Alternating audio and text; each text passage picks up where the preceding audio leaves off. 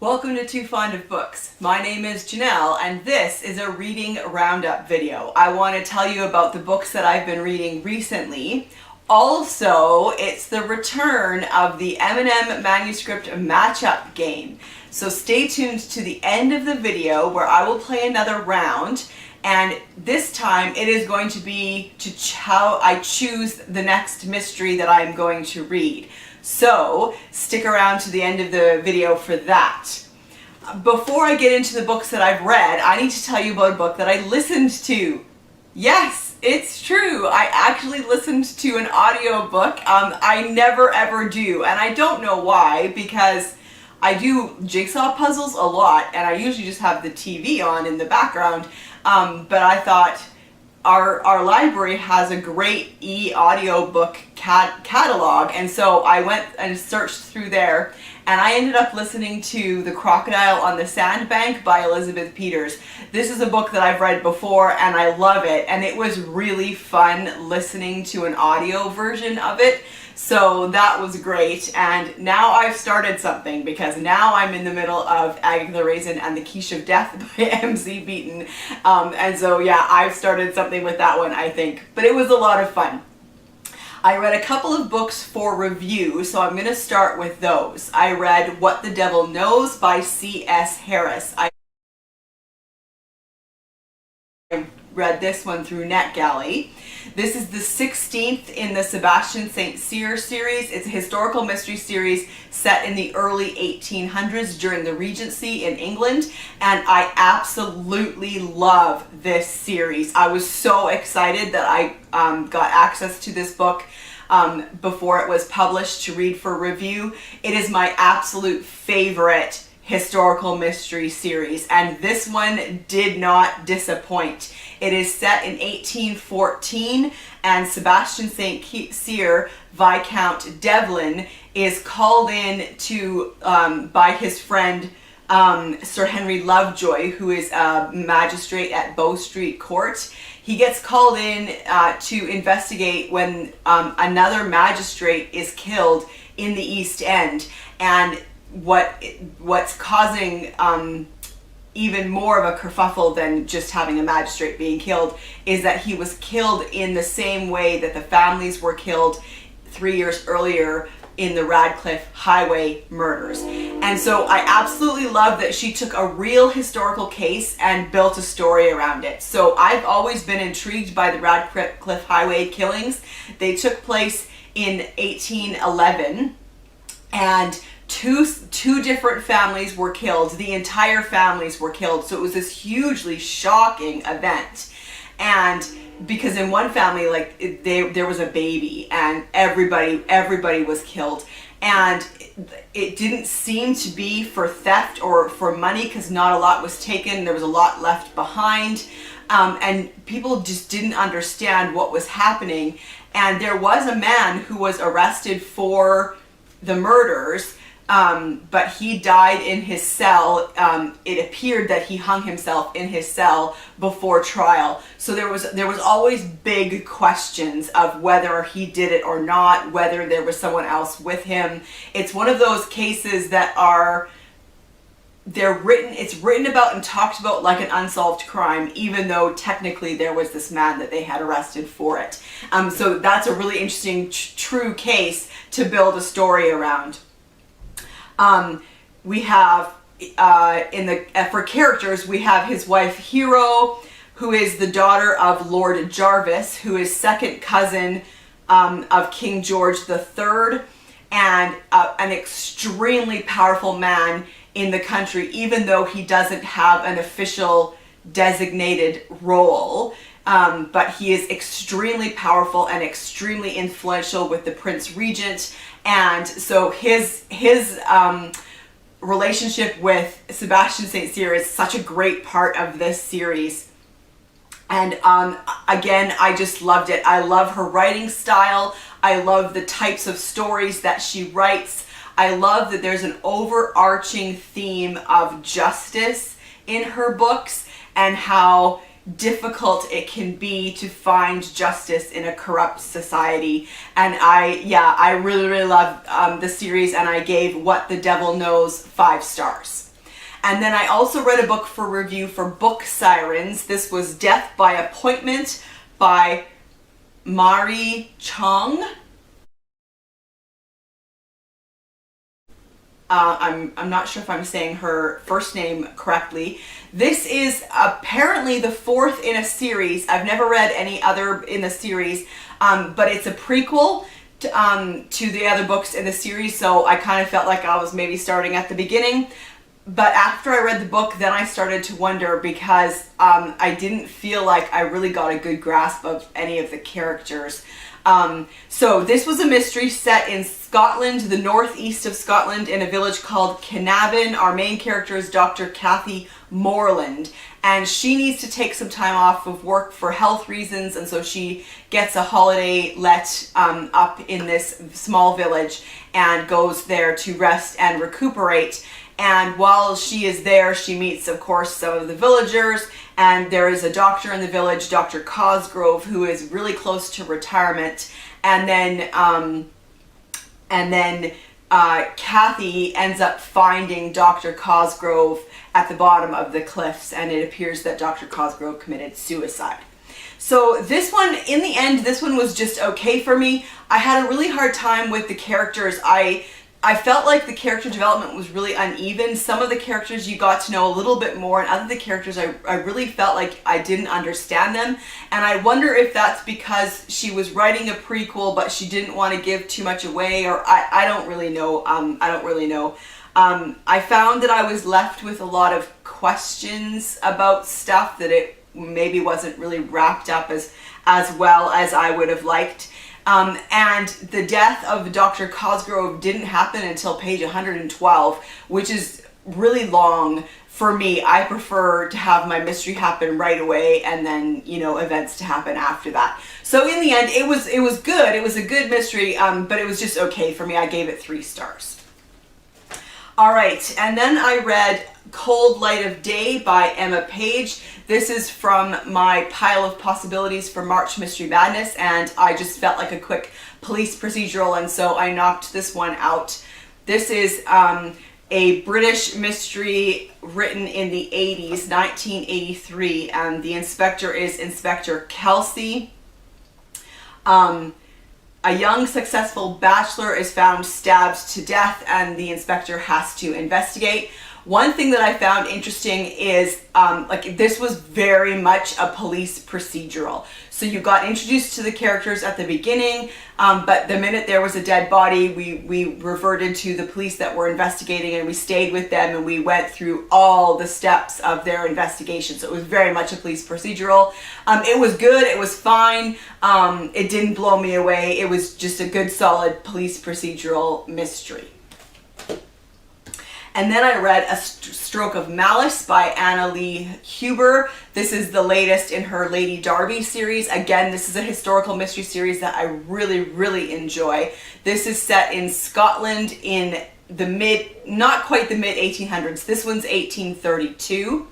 And they are invited to the Duchess of Beaumont's 12th night party in Traquair in Scotland. And so they go for this event. There's a huge amount of people there, and of course a body is discovered in the basement, or like the dungeon or whatever of the hotel, not the hotel, the castle.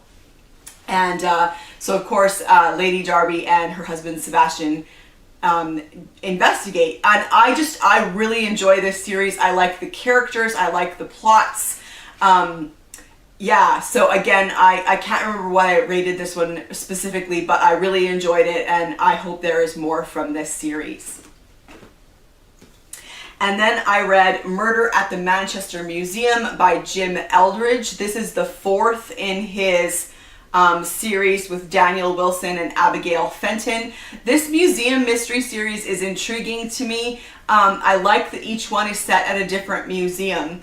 And the mysteries are pretty good. And so Daniel is a former detective with the Scotland Yard police force.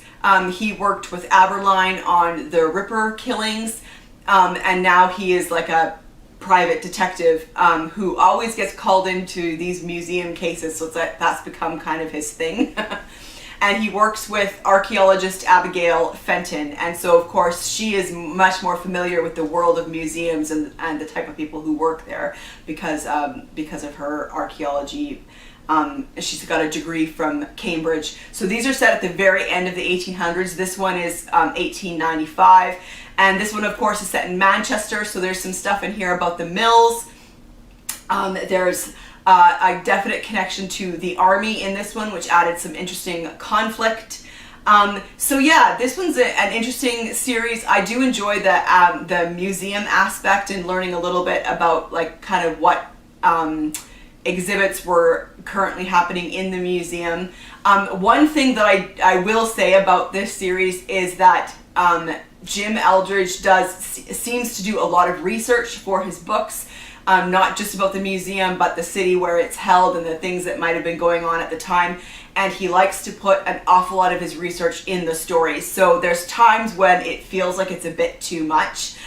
He doesn't often get into that thing where you feel like you stopped reading a novel and you're reading an essay, but there are times when you're just like, you know that he's just adding it in because it was something interesting that he discovered and he's just kind of throwing it into the story. So I have noticed that a bit about these books. But yeah, they're pretty good. And then I read Shiver by Allie Reynolds. This is an isolated closed circle mystery set in the Swiss Alps. Or the French Alps. I think it's the Swiss Alps. French Alps.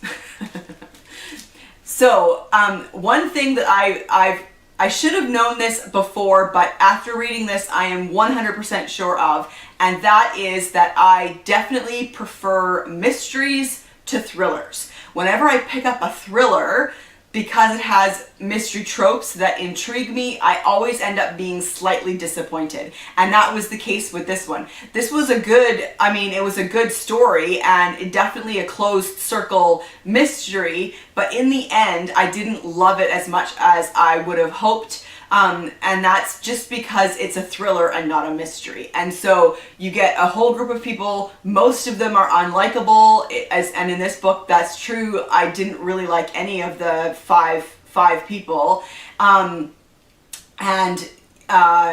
Yeah, and it's just, they're all, I think the problem too is that these thrillers are all written the same way, right? That you end up getting dual timelines because something in the past is affecting directly the events of the present, and so you end up getting both of those timelines. You often have like the first person, or there'll be like the present tense. There's all the current things that are really popular that authors feel like they need to throw at a story, I think, and you know what, I don't need any of that. I just want a good solid mystery. And in the end, this was isolated, but I couldn't technically say that it's isolated closed circle. But yeah, it was, in the end, it was fine. I think I gave it 3 stars.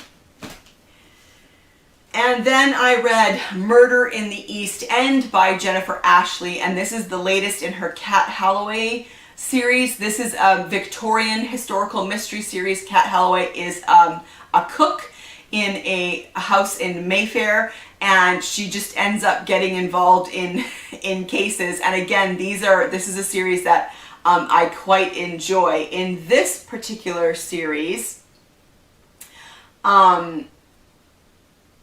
she learns that there are some children from London's Foundling Hospital who have mysteriously disappeared, and then one of the nurses from the hospital is found dead. And so she gets involved because she wants to find these children, and she wants to find out what happened to the nurse.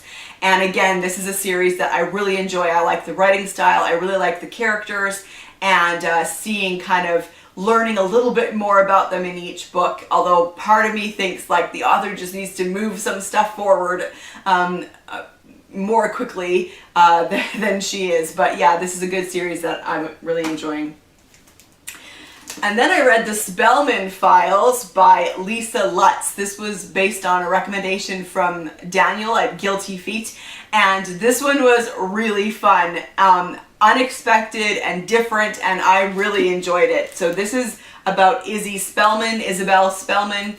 Her family runs private detective agency, and the entire family works for the agency, and they are a crazy, crazy family, where like they will spy on each other, they will run surveillance on each other, there is no privacy in this family whatsoever.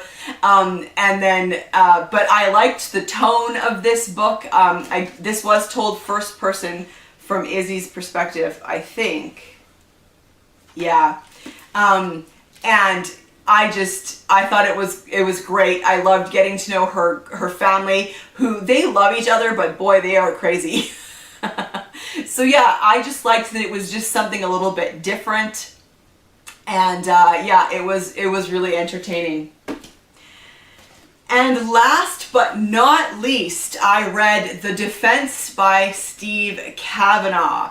And did I love this book. It was so, so good. So this is the first Eddie Flynn, and the 13 has been floating around BookTube for a while, and I've heard a lot about that one and hadn't realized until I started looking into it that it was part of a series. And so I thought I would start at the beginning, and I'm so glad that I did. So in The Defense, we meet Eddie Flynn, who used to be a con artist, and now he's a lawyer. And frankly, that was all I needed to know before I read this book. I was drawn right in with that premise.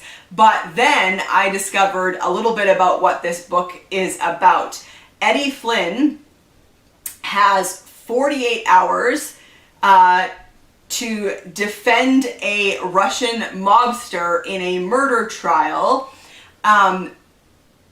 or else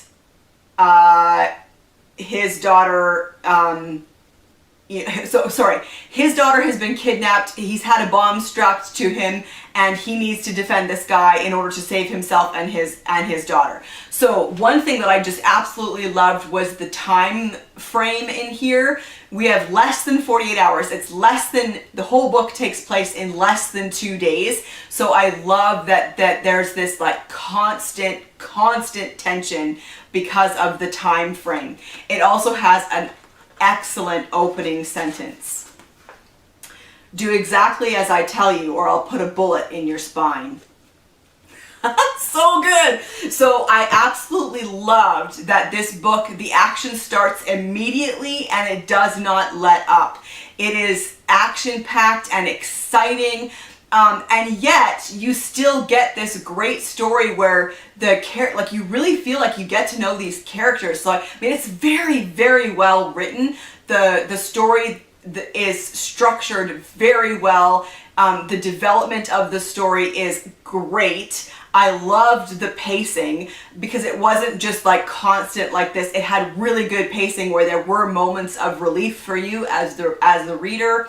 I loved the way that the author introduced and then developed characters. I thought he did it really, really well, so that he kept the story going, but gave you the information you needed as you needed it, and he never got bogged down in too much detail. But when he did give you the detail, it was the right time. Like I loved it. I gave it 4.5 stars. It was so good. I don't want to give anything away because it was just so good. It was constantly surprising me with where it went.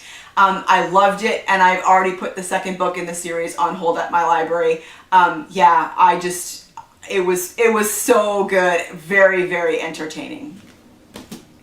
All right, it is time for another round of my Eminem manuscript matchup game. So I'm going to use this game to find my next mystery book, and if you want, you can do the same thing. So, like with March Mystery Badness, I'm going to choose 4 M&Ms, and in the end that will give me 2 prompts, and I need to find a book that matches those 2 prompts. So, if you are ready, here we go. First one is orange, and orange gives us detective. Orange again gives us a male detective. Okay, so the book that I find needs to have a male detective. Brown is miscellaneous. and blue is animal. Okay, so I need to find a book that has a male detective and something to do with an animal. I'll be right back. Okay, so in the end, this was an easy one for me because there's a book that I have out from the library that I've been wanting to read that totally fits these prompts. And it's The Strange Disappearance of a Bollywood Star by Wasim Khan. The male detective in this series is Inspector Chopra. He was a police officer with the Mumbai police force, but he is now retired and is a private detective. And the animal in this series is his baby elephant, Ganesh, who is adorable, but also plays a part in every story so far. I've read 2 in this series so far, and the elephant has played a key role in both of those books. So it totally fits the prompts. I'm super excited because I've been wanting to read this anyway. So this is perfect. So the third one in the series, Inspector Chopra is about to discover that in Bollywood, the truth is often stranger than fiction. Rising star and incorrigible playboy Vikram Verma has disappeared, leaving his latest film in jeopardy. Hired by Verma's formidable mother to find him, Inspector Chopra and his baby elephant Ganesha embark on a journey deep into the world's most flamboyant movie industry. So yay, I'm really excited about that. So in the comment section below, please let me know what book you're gonna read based on the prompts from the M&M game. Also, let me know if you've read any of the books that I talked about earlier in this video. I would love to chat with you about them in the comment section down below. Also, let me know if any of these books sound intriguing to you and you'd like to check them out further. And I will see you for another video soon. Bye.